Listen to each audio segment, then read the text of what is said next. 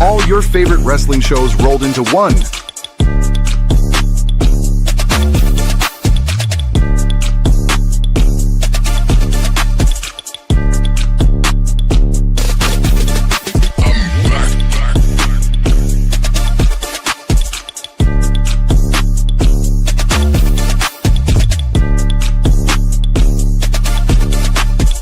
Welcome to the We Book It podcast. Let's start the show.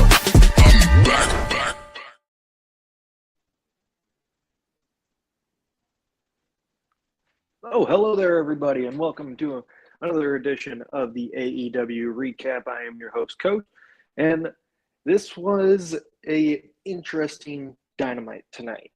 And, you know, we're just going to jump right into it. So we kick off the show with Tony Schiavone in the ring, and he was going to interview Tommaso Ciampa, as usual. Ciampa getting a great reaction from the crowd. And then as he was about to ask a question, Ciampa interrupted, and Ciampa continued to say how he was better than Chris Jericho. And he even told Tony Schiavone to say that as well. Schiavone refused. Ciampa then threatened to break his back as he got Schiavone into the corner. Jericho's music hits, and of course everyone's singing Jericho's entrance song, which is always great. And then I'm going to be honest, after that, this segment went downhill. Jericho made a joke about wanting to fight someone who has hair, which got a bald chant going. Then he even called him Tommy. That made Ciampa even more mad. You know, this one divided a lot of people, and I'm kind of on the group of that. Those two promos were not great, and I'm going to catch a lot of flack for that, but I'm just being my honest opinion. I did not think that was good at all. The brawling at the end, totally fine with that. But the promo between Jericho and Ciampa, I was very disappointed in. I think it just didn't come off as anything good. And I can't describe it. It just was not great. And for an opening segment, that's not how you want to start out the show. And it was just, I was disappointed. I think it was cheap pops that Jericho was doing there to get Ciampa to try and egg him in. Again, it started out good. Ciampa with just Schiavone was really good. I thought that was fantastic. Jericho didn't make it better, though. And it sucks to say that because he is one of my favorite wrestlers of all time. He kind of killed what was supposed to be accomplished here. Again, I'm going to catch some flack for that.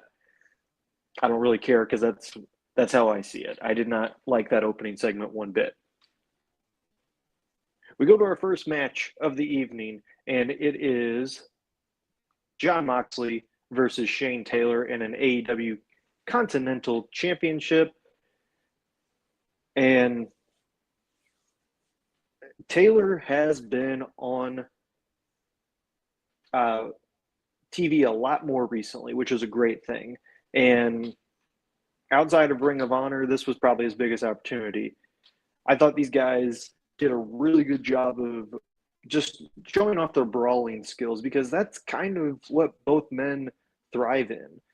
And what I loved about Taylor was that he had a little bit more power behind his strikes, but Moxley doing the same as well. But you could definitely tell Moxley was helping Taylor, was selling good for Taylor to show how strong Taylor was. It ended up getting towards the end there, Moxley did get the win. However, after the win, Taylor attacked him, and then the rest of the stable of his stable kept the Death Riders from saving Moxley. So then this becomes pretty interesting that you're getting these two stables into some interesting possibilities. The main thing, a rematch between Daniel Garcia and Lee Moriarty for the Pure Championship. That's kind of the main one. But I do think that it's a nice change of pace. It's not just the same stables going back and forth with each other. I like that this is going to take a little bit of a different route.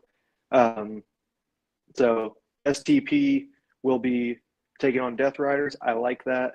And I think this is going to be a fun rivalry.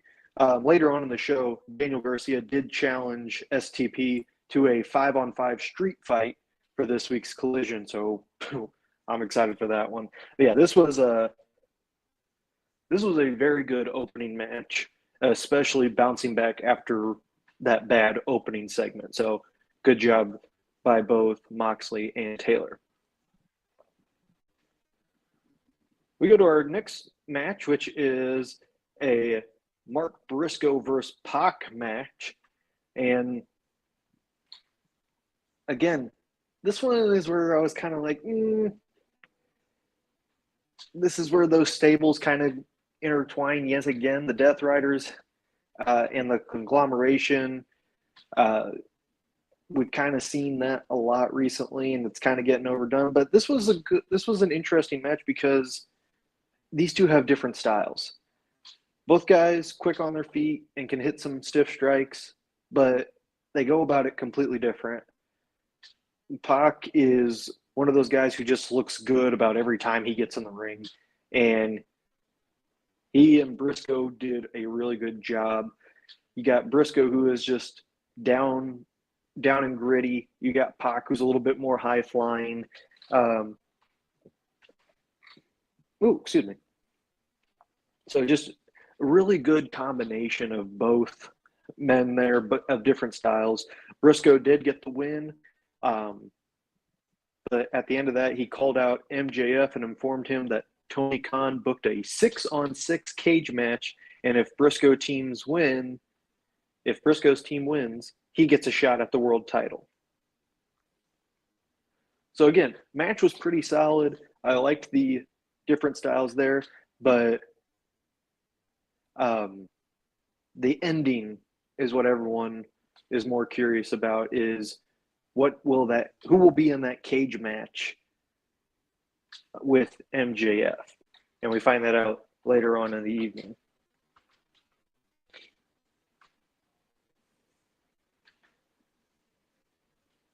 We get to our next match, which is Orange Cassidy taking on Andrade El Idolo. I'm going to be honest, this match started out very quick because we had Andrade taking his wrestling pants off, and then Orange Cassidy took his jeans off, and then they started the fight. Gonna be honest, I thought that was a little weird to do that. However, they made up for it with the actual in-ring ability. There was a quick pace to it. There was some versatility. They did a really good job of that. So besides the antics at the beginning of the match that, again, I wasn't a fan of, I thought they did a really great job. And especially with Orange Cassidy, he thrives against guys who are more powerful than him because it allows him to do some risky moves. And Andrade kind of used his strength to bait Cassidy into those kind of moves. A lot of mat wrestling, high-flying action, and this was a match that you would usually say for a pay-per-view, but you got it here on Dynamite, which I thought was a very nice touch, and Andrade picked up victory, and surprisingly, it was a clean victory. So definitely interesting there for that booking decision.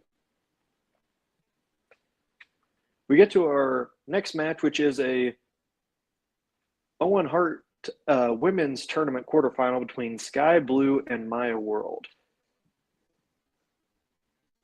So Maya was actually a last-minute replacement for Sari due to her not being able to clear to compete. First half of this match, a little clunky, and the crowd wasn't given much energy to work with, but after the commercial break, the fans were starting to get a little bit more involved. And you could tell Blue and World were trying to make this match memorable, and you could just see it in how both of them were interacting with each other. And the second half of the match so much better than that first half.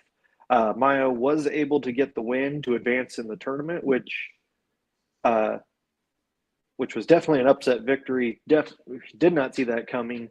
Crowd was behind her, and the pop after she won was a very, very good one. It was nice. It was a good change of pace of booking there for Tony Khan. Usually he rarely does the upset stuff like this on a Dynamite. He usually saves that for a pay-per-view, so that was a really nice touch there. One thing that I thought was fantastic was the counter that World used to hit a double stomp. It almost didn't work, but they did a great job of rolling to the side and doing it instead of just staying right where they were. So good job by both ladies to recognize that and go forward. We go to our main event of the evening, and it is, once again, the Owen Hart men's tournament semifinal between Swerve Strickland and Brody King. This would be to face the winner of this faces Will Ospreay in the finals of the men's tournament at Forbidden Door. As you would expect with these two, very physical match. King busted open near the end and taking some big bumps.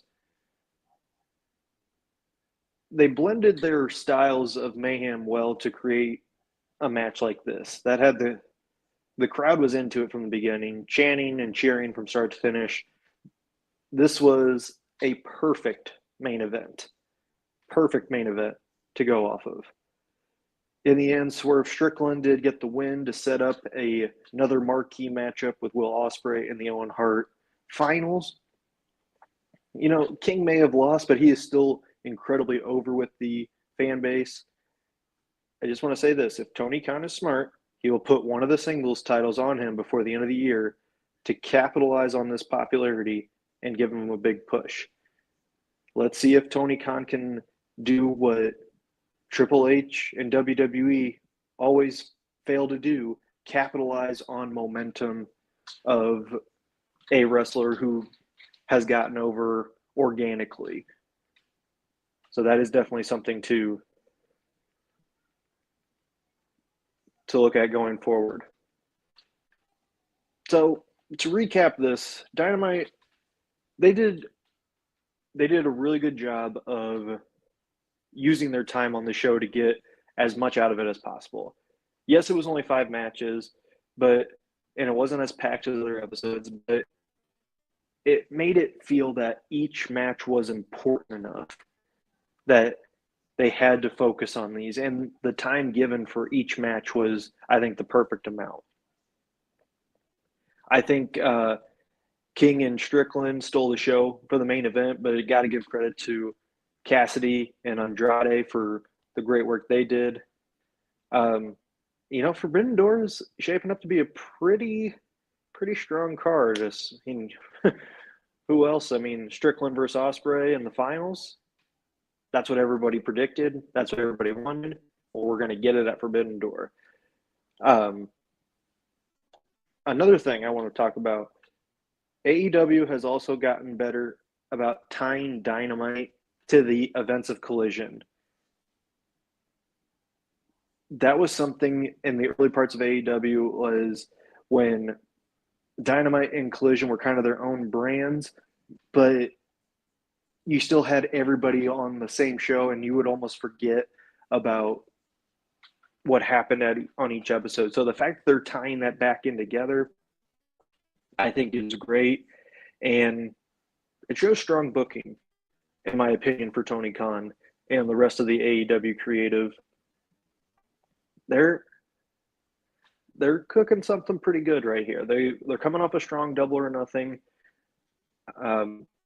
Dynamite has been pretty solid leading up to Forbidden Door.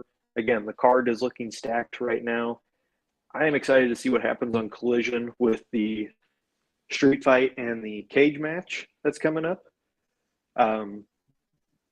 And also, one thing I forgot to mention, MJF did form an alliance with who else but the Don Callis family. Kevin Knight actually joined in with the Don Callis family for this match on the condition of if the team wins, if Kevin Knight's team wins, he gets the shot at the World Championship. So it's an interesting development of, will it be Briscoe or Knight to be the next challenger for MJF?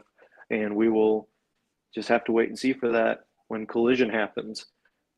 Thank you to everybody who tuned in.